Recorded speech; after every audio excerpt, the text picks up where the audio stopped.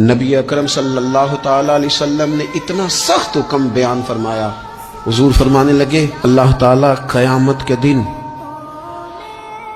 3 قسم کے لوگ ایسے ہیں، نہ ان سے کلام کرے گا، نہ انہیں پاک فرمائے گا، نہ ان کی طرف نگاہ ہی کرے گا. یا رسول اللہ صلی اللہ تعالی وسلم جلدی بتائیے یہ کون ہے؟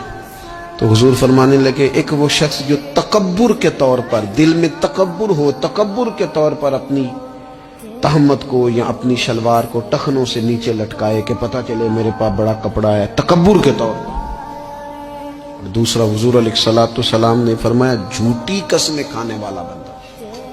اور تیسرا حضور فرماتے ہیں جو احسان جتلاتا ہے نا، نہ رب کریم اس کی طرف نگاہ کرم کرے گا، نہ اسے پاک کرے گا، نہ قیامت کے دن اس سے کبھی کلام فرمائے گا.